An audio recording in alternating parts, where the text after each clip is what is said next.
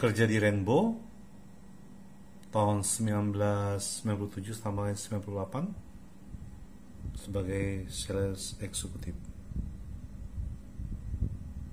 Ya, teman-teman guys. Jadi ini pengalaman kerja kita waktu tahun 97-98. Sebagai referensi, kita menjual produk Rainbow. Pada saat itu vacuum cleaner. Oke guys, back to channel kita lagi. Halo, welcome back to my channel Indra 64. Terima kasih yang sudah subscribe, yang sudah menonton channel saya. Kiranya kalian diberkahi, diberikan rezeki, diberikan order yang banyak, dan diberikan kesehatan terutama.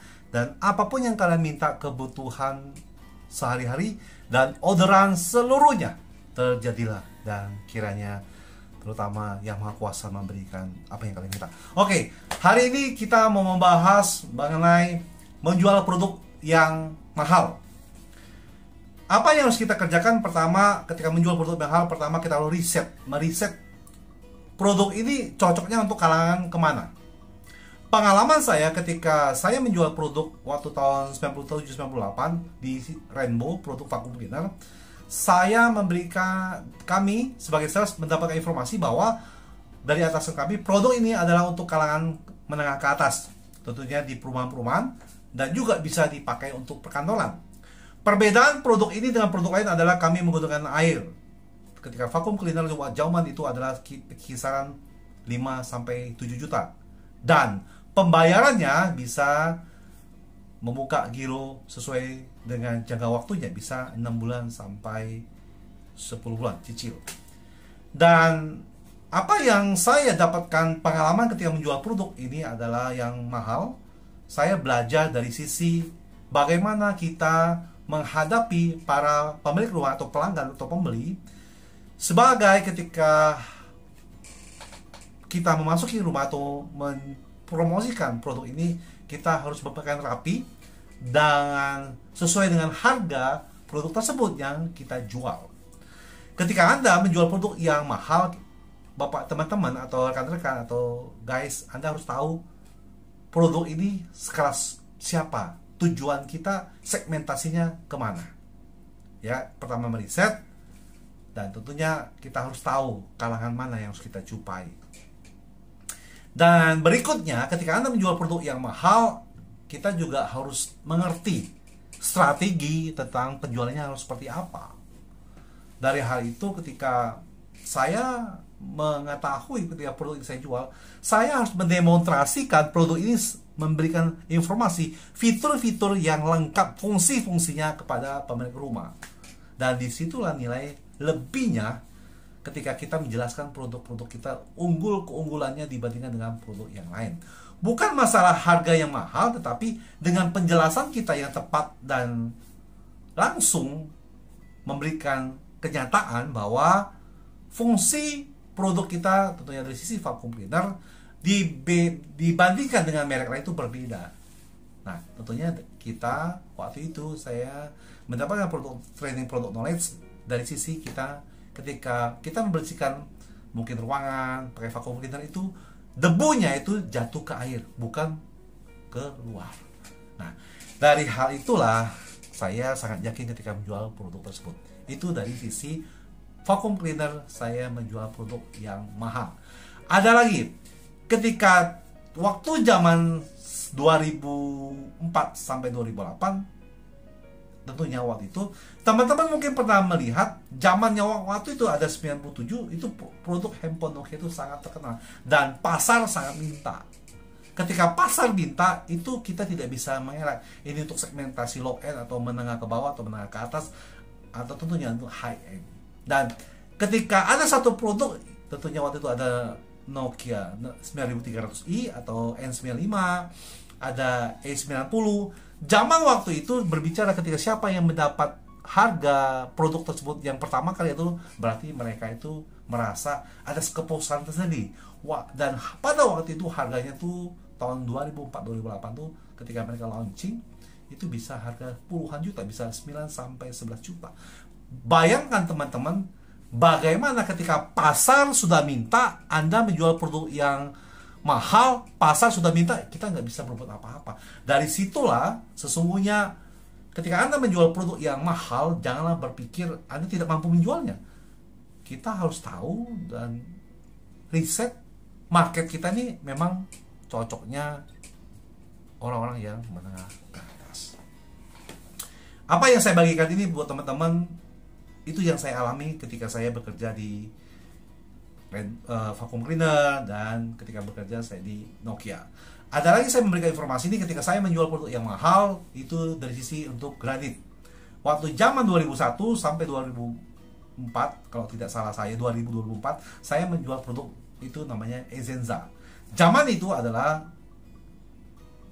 produk granit lokal yang laku keras dan kompetitor kami itu berada dari negara tetangga dan tidak produksi di sini.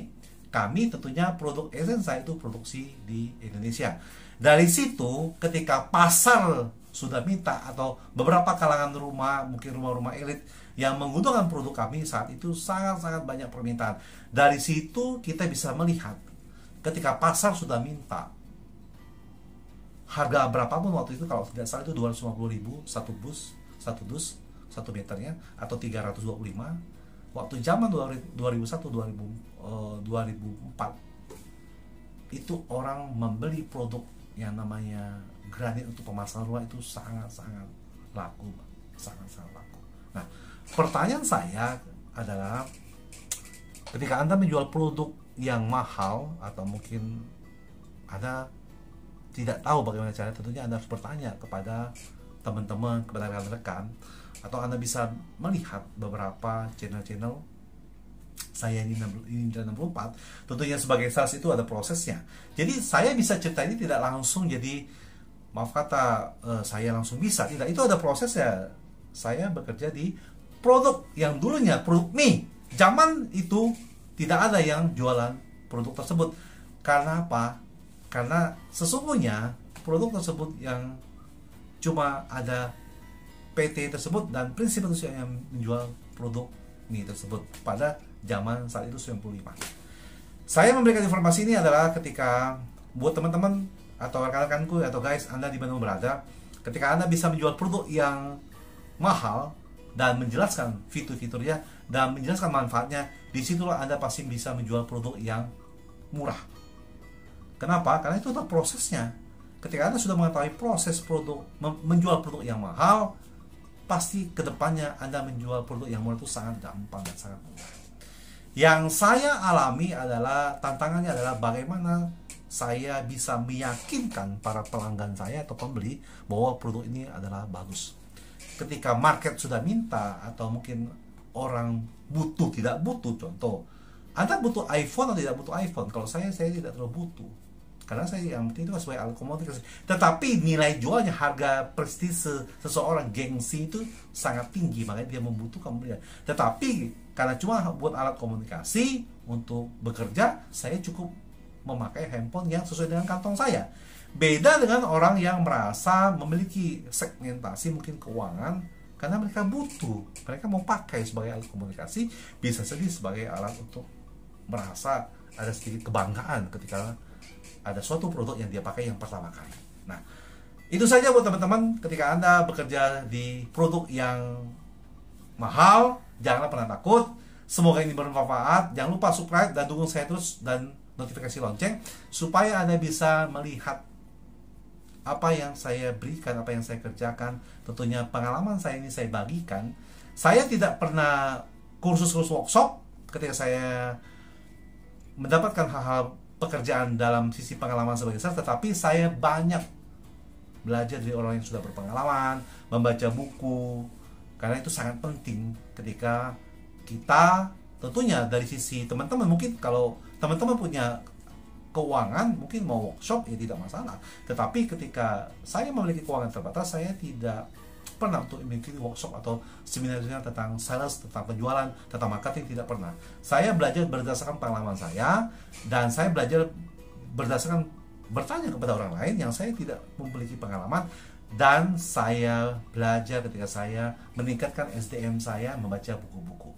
Dari situ saya bisa bukan karena saya sekolah tinggi, tidak, saya sekolah diploma, tetapi saya merasakan manfaatnya ketika pengalaman Anda, ketika teman-teman mengalami suatu masalah dan Anda bisa mengatasi itu adalah suatu proses. Orang yang sekolah tinggi belum tentu dia memiliki pengalaman yang besar. Tetapi ketika Anda menjual produk yang tentunya yang mahal, Anda bisa menjual itu adalah suatu experience yang tentunya tidak bisa terlupakan.